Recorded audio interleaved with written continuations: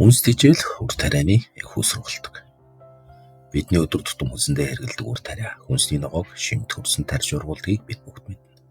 Энэ утгаараа хөрс бол хүндрэлтэн төдийгүй амьд организмын хүнс тэжээлийн хүйсвэр юм. Нүүрс төрөгчийн шингээгч. Хөрс бол дэлхийн органик нүүрс төрөгчийн нөөцийн томоохон их үүсвэрийн нэг юм. Нүүрс төрөгч тэр тусмаа органик нүүрс төрөгчийн нөөц нь их дэлхийн байгалийн үнд баялаг. Органик нүүрс төрөгчийн буурах нь хөрсний био бүтээмжид шууд нөлөөлдөг. Ус хөрсөн дэх бохирдлыг цэвэршүүлэгч. Хүндрэлтэн үүссэн цагаас өнөө хүртэл хүнс ахын хог хаягдал болон химийн, биологи, цөмийн хаягдлаа хүртэл газрын хөрсөнд болшилдог.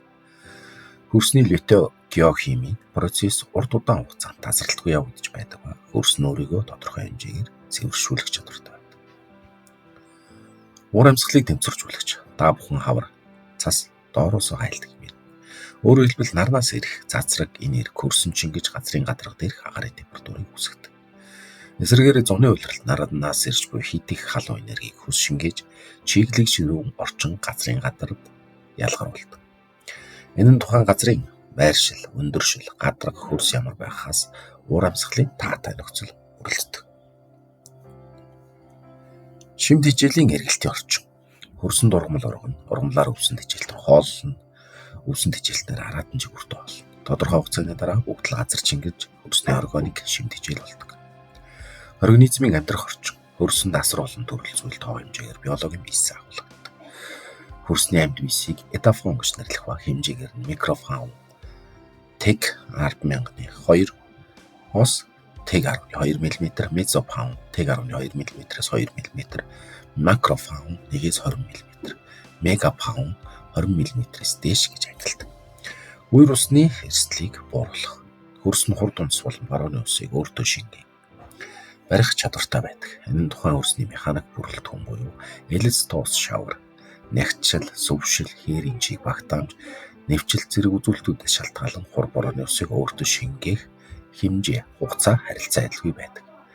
Өөрөөр хэлбэл хөрс хит их хэвдэр талхлагдсан газар буюу буух эрсдэл өндөр байдаг.